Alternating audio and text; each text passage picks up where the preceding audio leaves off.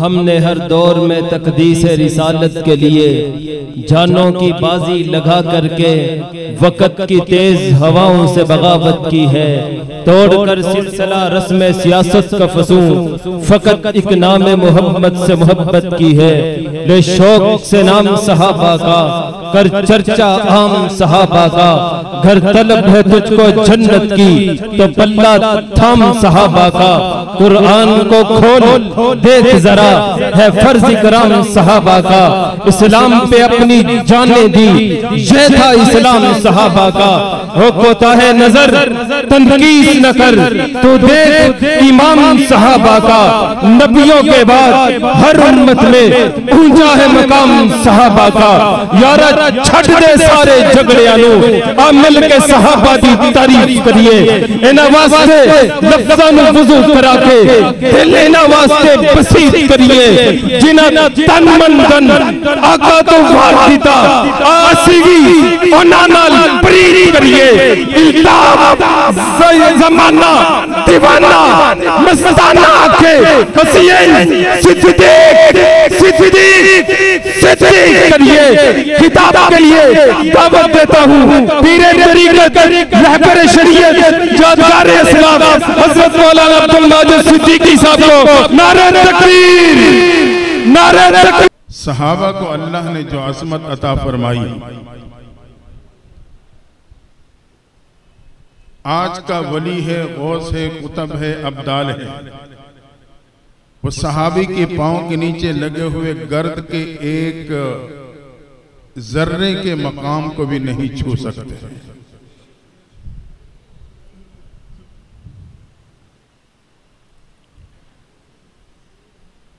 इसकी एक वजह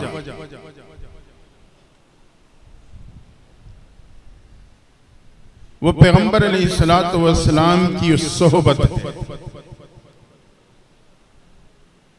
यही वजह है कि सहाबा को न नमाजी कहा गया, न हाजी कहा गया, उन्हें सहाबी कहा गया। वो सोहबत इतनी अजीम थी जिस सोहबत की वजह से अल्लाह ने उन लोगों को इतनी बड़ी अज़मत अता फरमाई कि आज उसके मकाम तक कोई पहुंच ही नहीं सकता।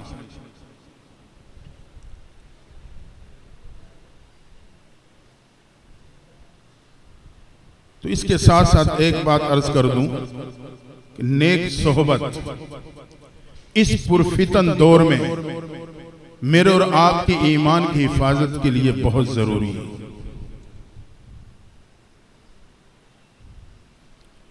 अल्लाह ने सोहबत में मकनतीसियत रखी है। नेक सोहबत बंदे को नेकी की तरफ खींच लेती है।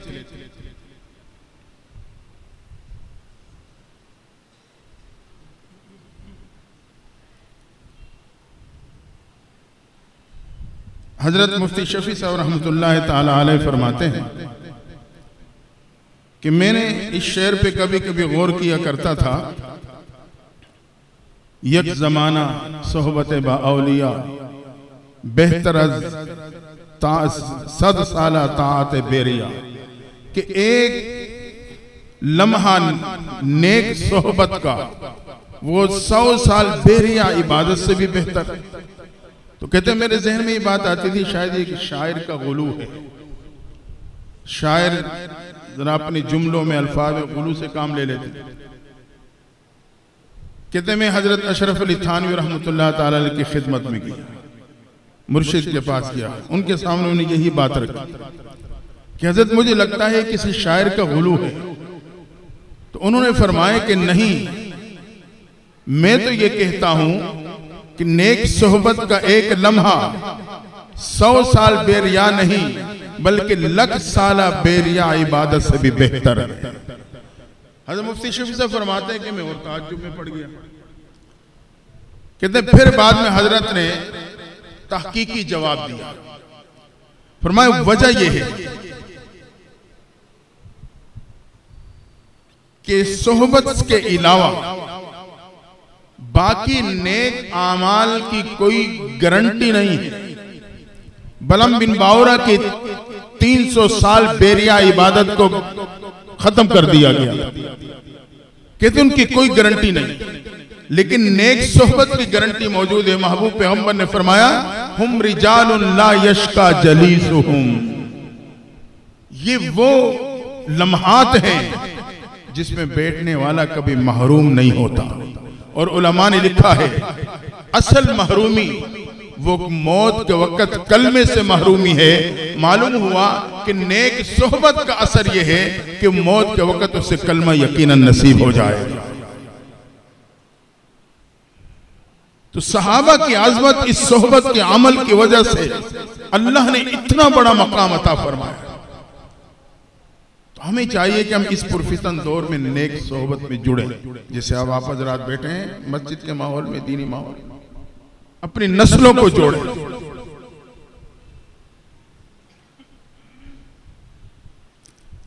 कहते हैं ना, जैसे रेलगाड़ी है, मिसाल के तौर पे उसमें एक तो इकॉनमी का डब्बा है और एक उसमें बिजनेस क्लास है। कहते हैं बिजनेस क्लास ने इकॉनमी क्लास से कहा, भाई मेरे में तो मेरा टेम्परेचर ऐसा है कि मुसाफिर परेशान नहीं होता, सफाई है, पानी का इंतजाम है, एक अच्छे माहौल में सफर होता है, मेरी सीटों पे फोम है, आरामदेह है। इकॉनमी से कहा कि तेरे जो सीटों पे फट्टे हैं, खिड़कियां खुली हैं, गर्द व गुबार है, सफर करने वाला बेहाल है। तो कहते इकॉनमी क्लास ने ये सारी बात सुन के कहा कि मैं आपकी बात की तस्दीक करता हूं कि आपको ये अजमत मिली है, मेरे में ये सारी कमजोरियां हैं, लेकिन एक बात याद रखना, मैं कितना ही कमजोर क्यों ना हूं, मैंने अपनी कुंडी तेरी कुंडी में फंसा रखी है, जहां तू पहुंचेगा वहीं मैं पहुंच जाऊंगा। अगर सहाबा की मोहब्बत दिल में रही, सहाबा की आजमत हमारे और आपके दिल में रही, यकीनन मौत के वक्त अल्लाह ताला महरूमी से बचा ले। जन्नत मेरे और आपका मुकद्दर होगा।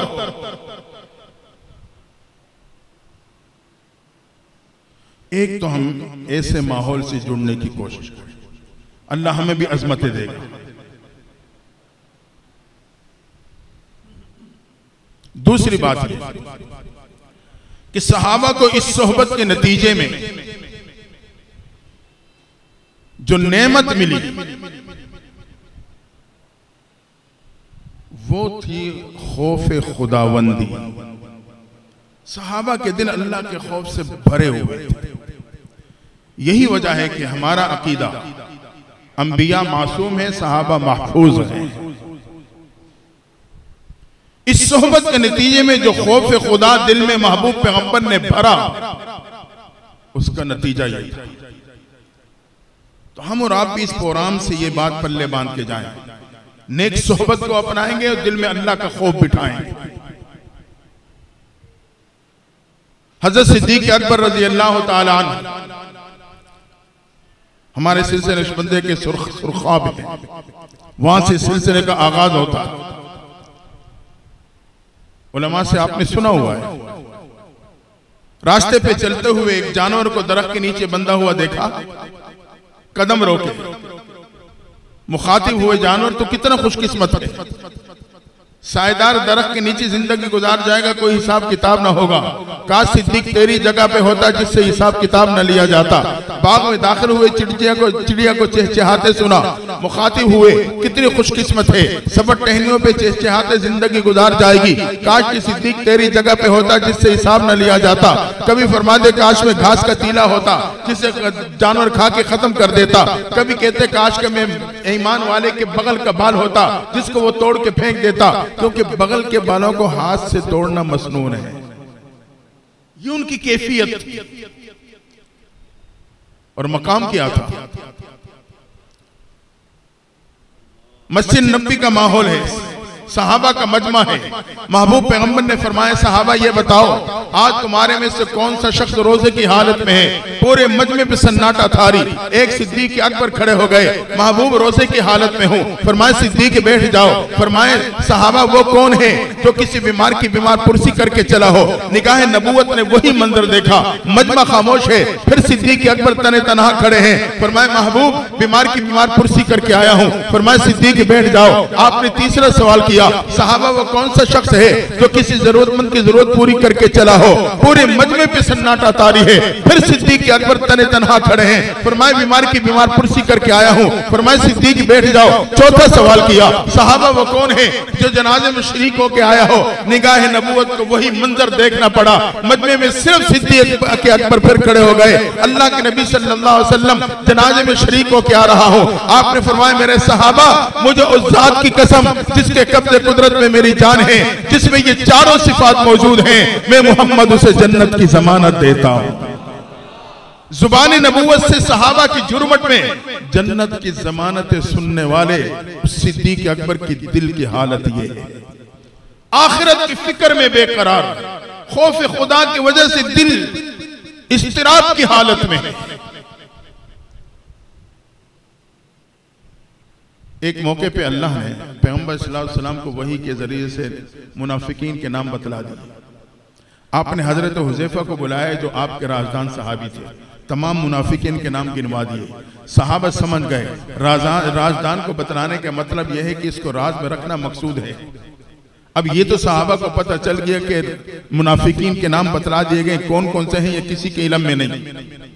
किसी की हिम्मत नहीं कि हजरत हुज़ैफा जाके पूछा जाए, क्योंकि वो महबूब पैगंबर की मंशा को समझ रहे थे। इसको राज में रखना मकसूद था। वक्त गुजरता गया, हत्ता कि वो वक्त आया महबूब पैगंबर दुनिया से पर्दा फरमा गए। आपके दुनिया से पर्दा फरमाने के बाद कुछ अरसे बाद हजरत उमर अपने घर से चलते हैं, हजरत हुज़ैफा के दरवाजे पे पहुंचे हैं, दस्तक दी। हजरत हुज़ैफा आए, दुआ सलाम के बाद कहने लगे, हुज़ैफा इसलिए नहीं आया हूं कि मुझे तमाम मुनाफिकीन के नाम बतला देना, सिर्फ इसलिए आया हूं खुदारा इतना बता देना कि मुनाफिकीन के नाम में कहीं उमर का नाम तो शामिल नहीं है। तो ये इतना तवील अरसा उमर ने कैसे तड़पते हुए गुजारा होगा।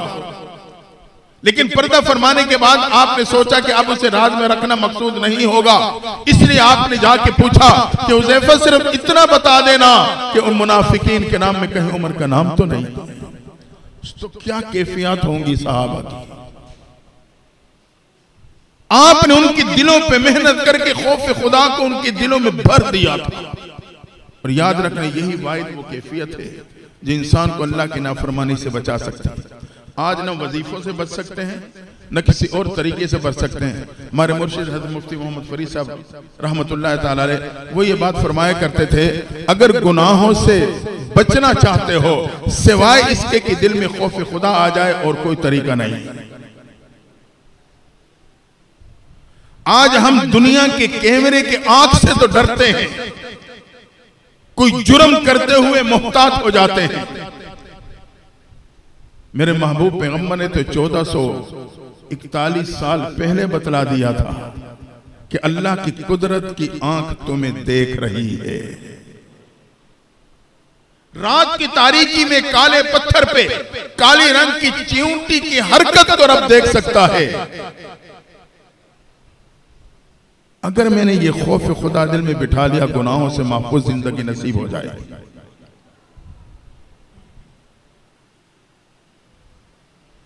सहाबी ये घर में बैठे हैं घर वालों के साथ, गालिबन हज़रत अब्दुल्लाह इब्न रवाहा रज़ी अल्लाह ताला, अचानक रो पड़े, फूट फूट के रोने लगे। बीवी ने जब आपकी हालत देखी वो परेशान होकर रो पड़ी। जब इन्होंने अपनी बीवी के रोने की आवाज सुनी तो मुखातिब हुए, अल्लाह की बंदी क्यों रो रही है?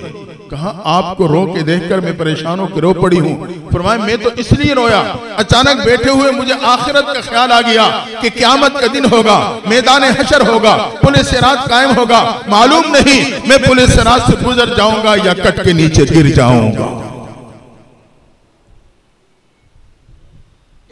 ये वो कैफियत थी कि सहाबा को अल्लाह ने ऐसी ऐसी अजमतों से नवाजा। असल में तो वो महबूब की सोहबत का असर था, उसके नतीजे में ये खौफ खुदा की नेमत मिली। एक नौजवान अंसार साहब कुरान की तिलावत कर रहे हैं, मस्जिद नबी में महबूब मोहम्मद तशरीफ लाए, करीब आके खड़े हो गए। आपने देखा कि मेरा नौजवान अंसार साहब ये कुरान खोला है, ज़ारो कतार रो रहा है। इज़्ज़त समा उन शक्कत, जब क़यामत का मंजर सामने आए तो बेकरार हो गया, तड़प गया। आप थोड़ी देर खड़े रहे, फिर मुखातिब को कहने लगे, मेरे नौजवान अंसार सहाबी, मुझे उस जात की कसम जिसके कब्जे कुदरत में मेरी जान है, तेरे आज की इस रोने ने आसमान के फरिश्तों को रुला दिया है। तो ये सहाबा की कैफियत थी। मेरे कहने का मतलब है कि हम और आप भी कोशिश करें इस कैफियत को हासिल करें, नेक माहौल में जुड़े, ताकि ये कैफियत मुझे और आपको नसीब हो जाए और अल्लाह ताला की नाफरमानी से महफूज जिंदगी मिल जाए, जिसके नतीजे में अल्लाह अज़मतें देता। अल्लाह को पाकीज़ा पाकदामन जिंदगी बड़ी महबूब।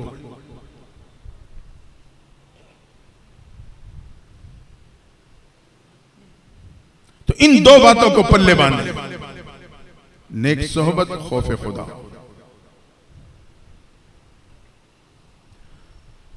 जब बंदा नादिम होकर रब के दर पे झुकता है, अल्लाह इसे अपने दर से खाली नहीं लौटाता।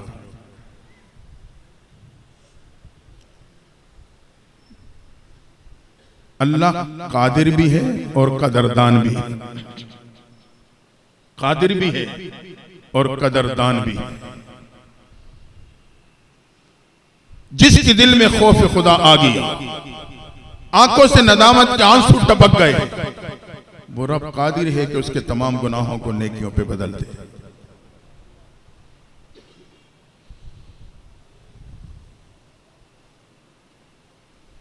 तो अल्लाह का एहसान है कि अल्लाह ने मुझे और आपको अपने महबूब पैगंबर और सहाबा की निस्बत अता फरमाई। हजरत शाह वलीउल्लाह रहमतुल्लाह तआला अलैह फरमाते हैं, हमें सबसे पहले अल्लाह के इस एहसान का शुक्र अदा करना चाहिए कि उस जात ने मुझे और आपको इंसान बनाया। अगर वो जात चाहती इस 5-6 फुट की कदोकामत को किसी गधे की शक्ल में पैदा कर देती, लोग बोझ डालकर एक जगह से दूसरी जगह मुंतकिल करते, कौन था उस जात से पूछने वाला।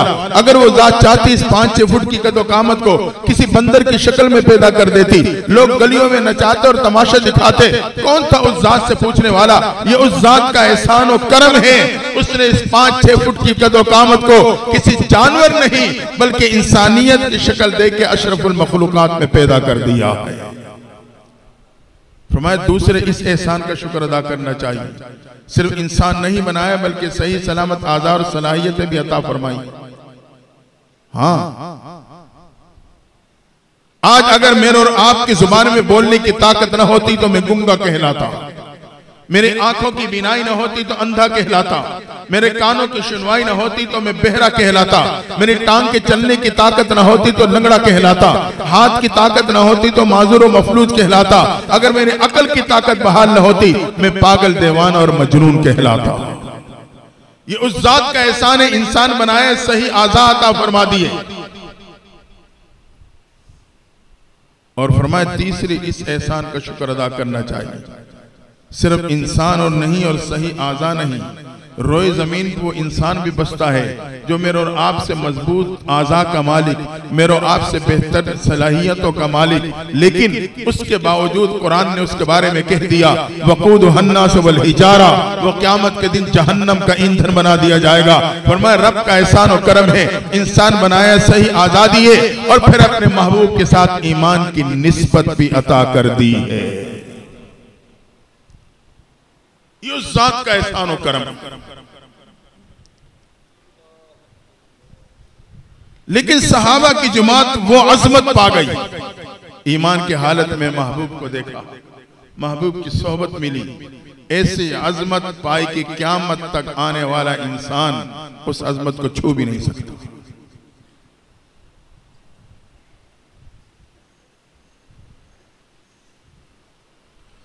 तो अल्लाह कादिर भी है और कदरदान भी है। जो इस निस्बतों की लाज रखता है अल्लाह उसकी कदरदानी फरमाता है। लाज यही है कि उनकी जिंदगी को सामने रखें, उनका किरदार, उनके अखलाक, उनकी सिफात मुबारक को हम और आप अपनी जिंदगी में रफ्ता रफ्ता पैदा करने की कोशिश करें। यह है अमली ताल्लुक, निस्बत की लाज। आज हम जुबानी जमा खर्च तो बहुत लड़ाते हैं, लेकिन हकीकत यह है कि निस्बत की अजमत में और आपके दिल में नहीं उतरती।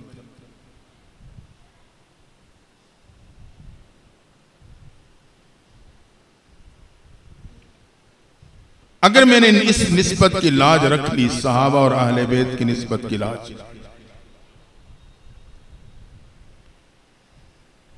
अल्लाह क़यामत के दिन मेरे और आपकी लाज रखेगा।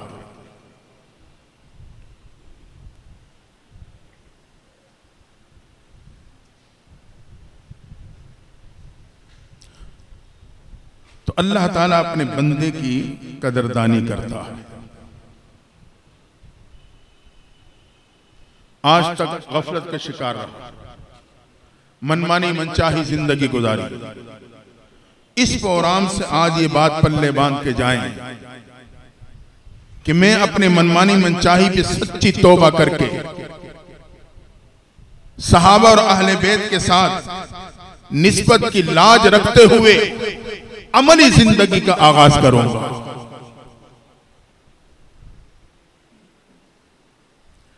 हजरत हसन बसरी रहमतुल्लाह ताला अलैह, इनका नाम हसन हजरत उमर फारूक रज़ी अल्लाह ताला अन्हु ने रखा था। आप उम्मुल मोमिनीन हजरत उम्मे सलमा की खादमा के बेटे थे। जब वो आपकी वालिदा खिदमत में मसरूफ होती तो हजरत उम्मे सलमा आपको अपनी गोद में खिलाया करती थी। आप कई उम्महातुल मोमिनीन के गोदों में खेले, 13-14 साल तक खिदमत में रहे, कई सहाबा से इल्म हासिल किया और कई बदरी सहाबा की ज़ियारत का शर्फ आपको हासिल हुआ है। आपके पड़ोस में खातून रहती थी, जवानी में खाउन का इंतकाल हो गया, दूध पीता बच्चा गोद में रह गया, पालती रही संभालती रही, जवानी को पहुंचा तो अब समझाने लगी, बेटा पड़ोस में अल्लाह वाले रहते हैं, मेरे उस्ताद और मुर्शिद रहते हैं, उनकी सोहबत में जाया करो, उनकी खिदमत में बैठा करो, उनकी बातें सुना करो। लेकिन नौजवान जवानी में मस्तानी का शिकार हो चुका था, माँ की एक कान से सुनता दूसरे कान से निकाल देता। उसने भी आज के नौजवान की तरह रोड परमिट बना रखा था, वो या होटलों की आबादी का जरिया बनता या चालीस को गरमाने लगता या रोडों पे अपने वक्त को बर्बाद करता रहता।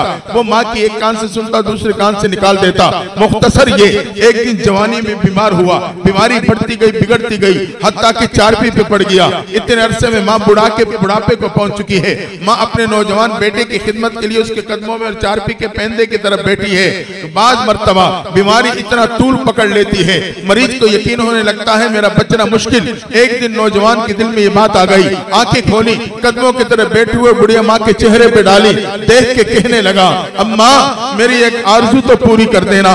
माँ तड़प गई, बेटा कौन सी आरजू लिए पड़ा है, बता तो सही, तेरे लिए जी रही हूँ, तेरे सहारे बैठी हूँ। बेटे ने कहा, अम्मा अगर मेरा इंतकाल हो जाए अल्लाह वालों से कहना मेरी नमाज जनाजा पढ़ा दे। माँ ने चीख मारी लेकिन अपने आप को संभाला, चलो जिंदगी में नहीं, जाते जाते हजरत से निस्बत हो जाएगी। हजरत हसन बसरी की खिदमत में हाजिर हो गई, कहा मेरा बेटा मौत की कश्मकश में है, आरज़ू के इजहार कर रहा है कि मेरी नमाज जनाजा अल्लाह वाले पढ़ा दे।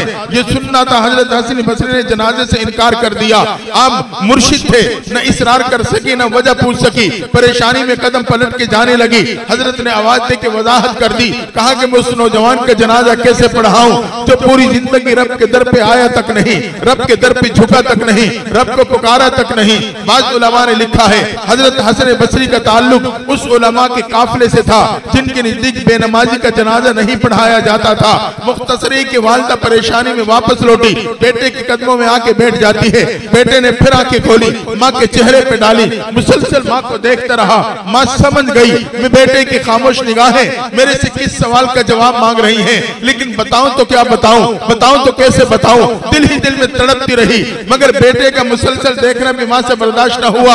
आखिरकार दिल पे हाथ रख के कहने लगी, बेटा अल्लाह वालों ने तेरे जनाजा पढ़ाने से इनकार कर दिया है। ये सुनना था। नौजवान के दिल पे एक चोट लगी, उसने एक ठंडी आह भरी, कुछ खामोशी में चला गया, आंखों से आंसू जारी हो गए। माँ एक बार फिर तड़प जाती है, लेकिन चंद लम्हे बाद नौजवान ने फिर आंखें खोली, माँ को देख के कहने लगा, अम्मा यकीनन मैं इतना बुरा हूँ, इतना बुरा हूँ, अल्लाह वालों ने मेरे जनाजा पढ़ाने से इनकार कर दिया है। अम्मा फिर तू ही मेरे पे एहसान कर देना। बेटा क्या एहसान? कहा जब मेरा इंतकाल हो जाए मेरे पाँव में रस्सी बांध देना, बस्ती की गली में घसीटते चले जाना, जहाँ बस्ती वाले गंदगी डालते हैं वहां जाके मुझे भी डाल देना। मैंने तो तौबा नहीं की, लेकिन मेरे दोस्त जब मेरे अंजाम को देखेंगे उन्हें तौबा नसीब हो जाएगी। माँ सुन रही है, तड़प रही है, करूं तो क्या करूं। इसी कश्मकश में चंद लम्हे बाद नौजवान का इंतकाल हो जाता है। इधर बेटे की रूह परवाज हुई, उधर दरवाजे पे दस्तक हो गई। माँ इसी परेशानी में दरवाजे की तरफ दौड़ी, दरवाजा खोला तो क्या देखा, हजरत हसन बसरी दरवाजे पे खड़े। हजरत कैसे तशरीफ लाए? तेरे बेटे का जनाजा पढ़ाने आया हूँ। कहने लगी अजीब माजरा है, बेटे का इंतकाल अभी हुआ, घर में मेरे सिवा कोई और है नहीं, मैंने किसी को इतला नहीं की, आपको खबर कैसे हो गई? फिर आप जनाजे से इनकार कर चुके थे, अब वक्त से पहले तशरीफ ले आए। हजरत की आंखों से आंसू जारी। कहा हाँ, जब तू बेटी की आरज़ू लेके आई थी मैंने इनकार किया, तेरे जाने के बाद मेरे आराम का वक्त था, मैंने क्या सुना? रब की तरफ से आवाज आती है, मेरे दोस्त तेरे पड़ोस में मेरे एक दोस्त का इंतकाल हो चुका है, उसकी नमाज जनाजा पढ़ा, अगर जनाजे से इनकार किया तो दोस्ती से इनकार कर दूंगा। ये सुनना था। तड़पता हुआ उठा हूँ, दौड़ते हुए तेरे दरवाजे पे नौजवान के जनाजे के इंतजार में खड़ा हूँ। दोस्तों मेरा और आपका यकीन है, रब चाहे तो सुबह को शाम पे बदल दे, वो चाहे तो शाम को सुबह पे बदल दे, रब चाहे तो दिन को रात पे बदल दे, वो चाहे तो रात को दिन पे बदल दे, रब चाहे तो गर्मी को सर्दी पे बदल दे, वो चाहे तो सर्दी को गर्मी पे बदल दे, और रब चाहे तो गुनाहों को नेकियों पे तब्दील कर दे। उलाइका युबद्दिलुल्लाहु सय्यातिहिम हसनात। और अल्लाह उस नदामत के आंसू के नतीजे में अल्लाह ने गुनाहों को नेकियों में तब्दील करके नौजवान को अपनी दोस्ती में कबूल कर लिया था। तो आए इस प्रोग्राम से ये पैगाम लेके जाएं।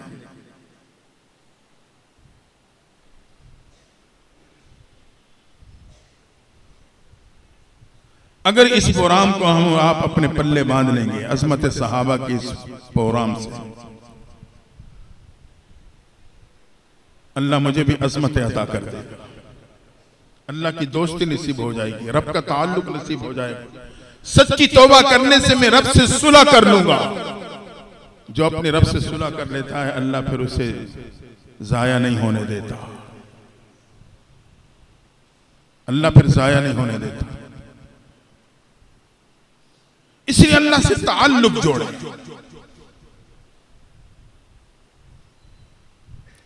आज यही तो वजह है, मैं अक्सर अर्ज करता हूं, थोड़ी सी भी तकलीफ हो जाए रब का दर मुझे बाद में याद आता है।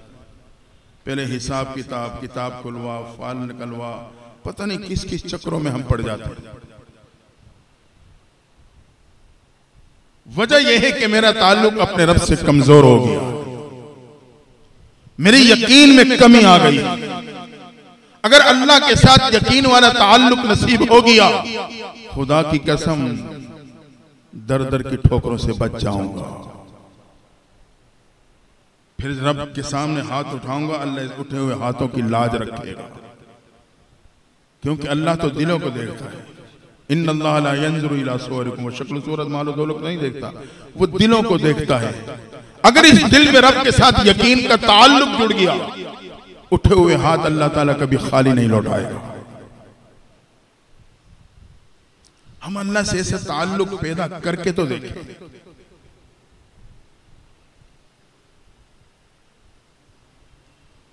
क्योंकि अल्लाह को बिन देखा यकीन बहुत पसंद आता।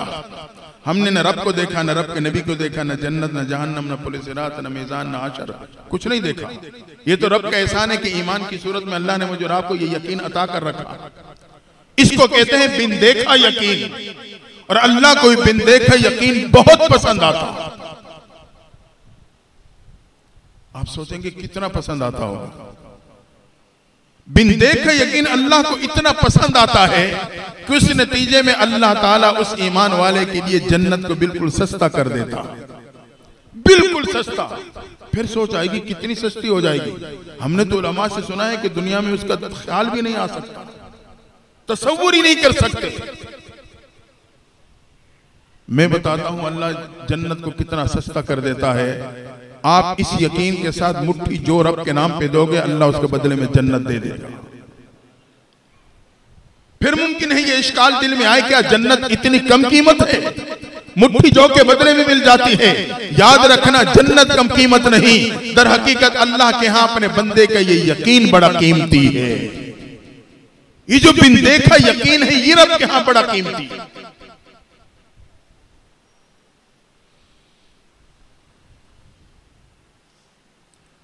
समझाने के लिए अवामुन्नास के हवाले से बात कर रहा हूं।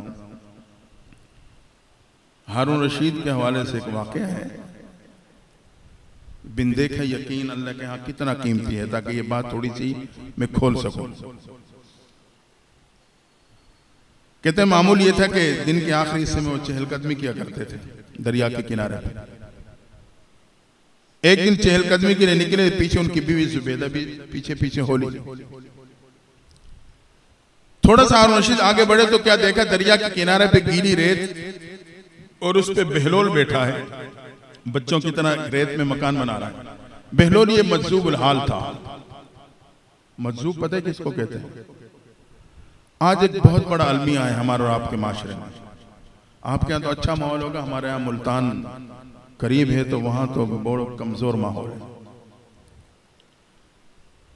बहलोल मजजूबुल हाल था। आज हम मजजूब से कहते हैं जिसका दिया हुआ नंबर लग जाए। हम कहते हैं ये मजजूब। मजजूब इसे नहीं कहते, वो हराम रास्ता नहीं दिखाता। असल में मामला यह है कि जब हम दीन के पैमाने से हटेंगे तो हर पैमाना हमारे नजदीक बदल जाएगा। आज हम दीन के पैमाने से हट चुके हैं, जिस वजह से हर चीज का पैमाना बदल गया। मिसाल के तौर पे अगर कोई लड़की खूबसूरत है, हम कहते हैं बड़े खुशनसीब है। कोई लड़का मालदार है तो हम कहते हैं बड़ा खुशकिस्मत है। क्या खुशनसीबी और खुशकिस्मती का मेयार हुस्न जमाल और मालो दौलत है? नहीं, रब कहता है इन्ना अक्रमकुम इंदल्लाहि अतकाकुम, मेरे यहाँ खुशकिस्मत इंसान वो है जो मुत्तकी और परहेजगार है। चूंकि हम दीन के पैमाने से हटे तो खुशकिस्मती का पैमाना भी हमारे नजदीक बदल गया। किसी ने हुस्न जमाल को बना लिया, किसी ने मालो दौलत को बना लिया। मैं आपको जाती से एक बात बता रहा हूं, 3 साल पहले की बात है। चनाबनगर प्रोग्राम पे जाने लगा तो जंग से बाईपास चौक आया, रात का टाइम था। 2 पुलिस वाले खड़े थे, उन्होंने हमारी गाड़ी रोकी, साथी ने रोक लिया, लाइट जला दी। एक पुलिस वाला वहीं खड़ा, दूसरा करीब आया, कौन हो, कहाँ से आ रहे हो, जिनके सवाल। तो साथी ने जान छुड़ाने के लिए मैं लंबा चौड़ा तारुफ करा दिया। वो बेचारा लौट जाए खेदों में पीछे हट गया, ठीक है जाओ जी। और जैसे पीछे हटा फिर आके करीब आया, कहने लगी मुझे मेरे लिए दुआ कर दो, अल्लाह मेरी चट्टी में बरकत दे दे, मेरी चट्टी में बरकत दे दे। मैं उस वक्त इस लुगत को नहीं समझता था, इसका माना क्या है, मुझे पंजाबी नहीं आती पूरी। मैंने साथी से पूछा भी ये चट्टी क्या चीज होती है जिसमें बरकत की दुआ करवाना चाहता है? वो हंस पड़ा, कहने लगे ये चट्टी वो है जो ये रात को खड़ के किसी से 100 किसी से 50 ये जो जमा करते हैं ना, इसको चट्टी कहते हैं। मैंने कहा इन्ना लिल्लाहि व इन्ना इलैहि राजिऊन। दोस्तों दीन के पैमाने से हटे, हलाल हराम का पैमाना खत्म हो गया। अब एक मुसलमान है जो हराम में बरकत की दुआ करवा रहा है। तो ये मेरा और आपका माशरा है। उस बेचारे को इतना भी नहीं पता, मुसलमान है, हराम में बरकत की दुआ करा रहा है। अगर पता होता तो वो अपनी हलाल रिज़्क में बरकत की दुआ का कह देते। वजह यह है कि हम दीन के पैमाने से हट चुके हैं, और दीन का पैमाना वो सहाबा है, मेयार हक। सहाबा मेयार हक हैं। हर सिक्के के 2 रुख होते हैं। एक जगह मैंने बात की तो एक साथी शायद नासमझी की वजह से उसने उस वक्त ये बात की, कहने आप जो कहते हैं सहाबा मेयार हक हैं, तो हर सिक्के के 2 रुख होते हैं। तो सहाबा इंसान तो थे, उनके हवाले से जो वाकयात आते हैं तो उनके बारे में आप क्या कहोगे? मैंने कहा मेयार हक इसी तो को तो कहते हैं जो दोनों तरफ से पूरे उतरे, नेकी में भी पूरे, इंसानी बशर होने की वजह से अगर गुनाह हो गया तो उसकी तौबा करने में भी पूरे उतरते। मैंने कहा अल्लाह बताना चाहता था अगर गुनाह हो जाए तो तौबा करना तो मेरे सहाबा जैसी तौबा करना। हुजूर की खिदमत में और आता थे, अल्लाह के नबी गुनाह कर हो चुका है, मुझे संसार कर दो, आखिरत के अजाब से बचा। पेट में बच्चा भी है, आपने सुना है उलमा से, वापस कर दिया, जाओ जब बच्चा पैदा हो जाए, हो गया फिर आ गया, अब फिर उसे कौन लेके आया? अल्लाह ने उन्हें मेयार बनाना था आने वाले इंसानों के लिए कि अगर गुनाह हो जाए तो फिर उस पे तौबा का मेयार भी सहाबा जैसा। महबूब ने फरमाया अभी तो दूध पीने का वक्त है, जब दूध की जमाना गुजर जाए फिर आ जाए। वक्त गुजर गया, हाथ में रोटी का टुकड़ा पकड़ाया, महबूब की खिदमत में आ गई। अल्लाह के नबी मुझे पाक कर दो, खौफ खुदा था ना, मुझे पाक कर दो। ये क्या चीज है? नेकी में भी सहाबा में यार और तौबा में भी सहाबा में यार। आज तो मेरे और आपकी तौबा है ना, जिस तौबा भी तौबा करती है। अर्ज कर रहा था हारून रशीद, मैं अपने टाइम के मुताबिक बात मुकम्मल करूं कि रब को बिन देखा यकीन बड़ा पसंद, जन्नत को सस्ता कर देता। तो बहलोल को देखा, हाँ तो बहलोल मजूब हाल था। मजूब पता है किसको कहते हैं? मजूब कहते हैं जो अल्लाह की मारिफत में प्रवास करते करते करते मुजाहिदात के जरिए से, रियाजात के जरिए से, गुनाहों के बचाव के जरिए से, कोई कि वो मुजाहिदा करते करते करते करते अल्लाह का इतना कुर्ब पाले कि उस कुर्ब की वजह से अल्लाह की मारिफत की तजल्लियात की ताब न लाते हुए अपने दिमाग खो बैठे, इसको मजूबुल हाल कहते हैं।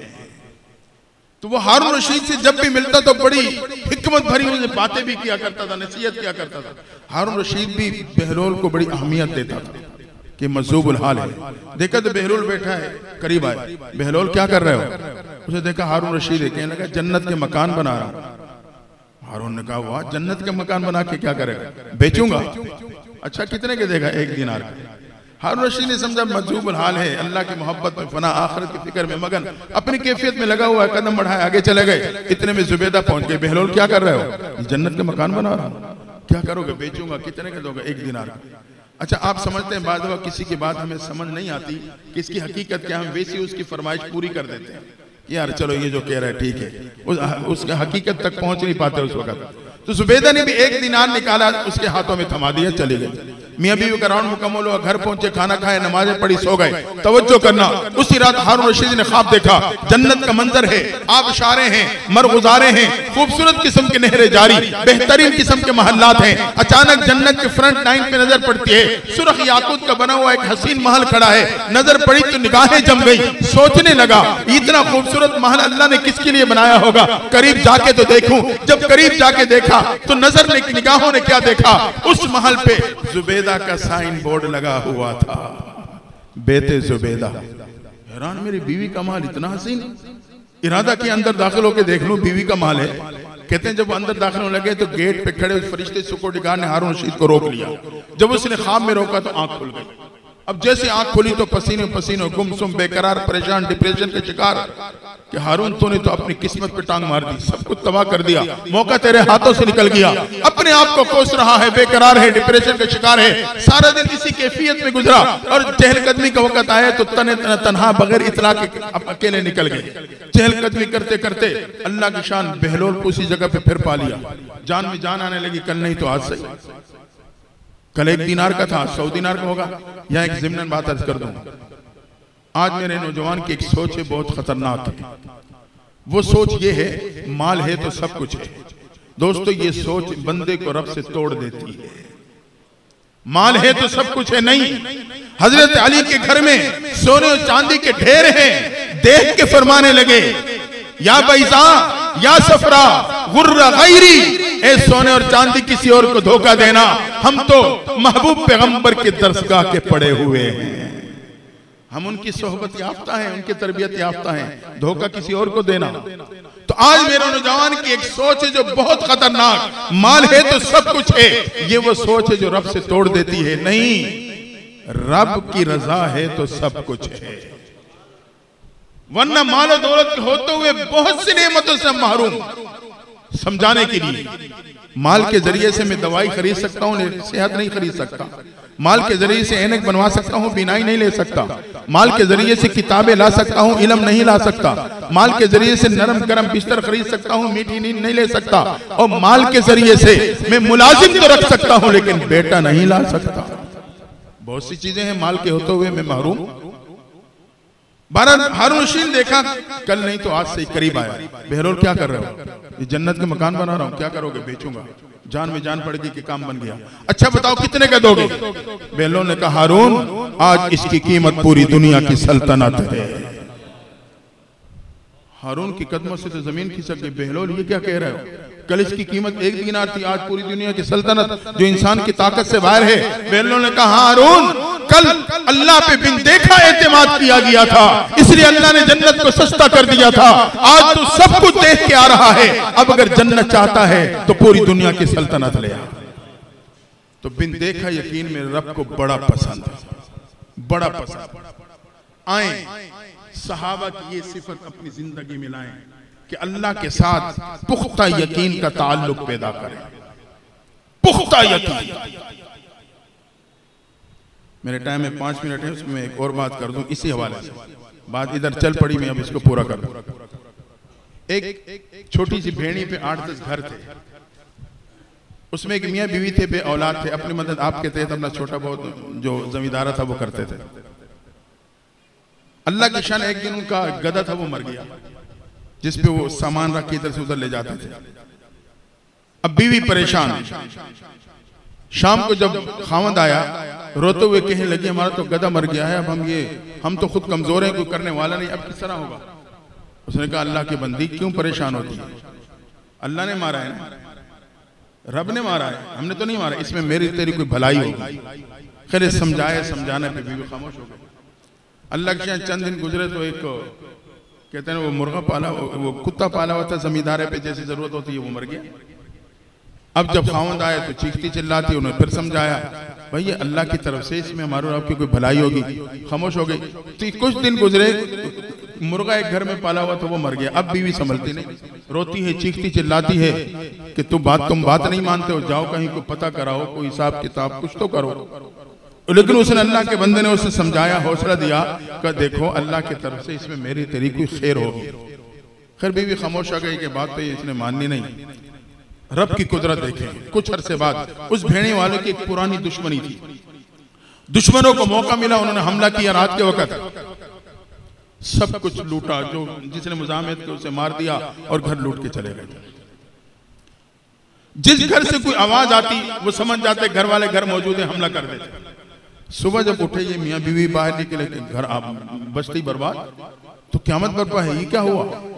पूछने वालों ने इससे पूछा, उन्होंने बताया एक शख्स था, उसे शक पड़ा कि कहीं ये तो नहीं दुश्मन को रास्ता देने वाले कि इनके घर को हाथ नहीं लगाया, पूरी बस्ती वीरान कर गए। वो समझदार बंदा था, उसने जहन बनाया, पहले मैं खामोशी के साथ मालूमात लूंगा ताकि पता चले वाकई ये शामिल है या नहीं है। तो उसका ताल्लुक था दुश्मनों में कुछ लोगों के साथ। उससे उसने राब्ता किया, यार मालूमात लो कि फलां घर था, वहां कोई इनका राब्ता तो नहीं था। मुख्तसर मालूमात ली, उसने कहा किसी से कोई राब्ता उन्हीं का नहीं था, लेकिन उन्हें हाथ तक नहीं लगाया। फिर उसकी वजह पूछी तो उस दुश्मनों के बड़े ने बताया कि असल में मामला यह था, जब हम बस्ती पे हमला किया ना, हर घर से किसी न किसी की आवाज आई, या गधे की या मुर्गे की या कुत्ते की आवाज आती, हम समझते जाते घर वाले घर मौजूद है, हम हमला कर देते। हाँ, एक घर ऐसा था जिस घर से किसी जानवर की आवाज हमने नहीं सुनी, हम समझ के घर वाला घर नहीं, हमारे कदम उधर उठे नहीं। जब ये बात वापस खावन तक पहुंची तो उसने अपनी बीवी से कहा, देखो मैं नहीं कहता था इसमें हमारी खैर होगी, अल्लाह ने जानवरों की जानें ले ली, मेरी तेरी जान को बचा लिया। तो इसलिए अल्लाह के साथ यकीन का ताल्लुक बनाएं, मेरी दुनिया भी बन जाएगी, मेरे और आखिरत भी समझ जाएगी। और यही ताल्लुक मेरे सहाबा का था, जिस बुनियाद पे अल्लाह ने उन्हें अज़मतों से नवाजा था। सहाबा की निस्बत की लाज ये है कि हम इस कैफियत को अपनी जिंदगी में लाएं। दुआ है अल्लाह ताला हमें और आपको दुनिया और आखिरत की इज्जत और कामयाबी अता फरमा दे। अल्लाह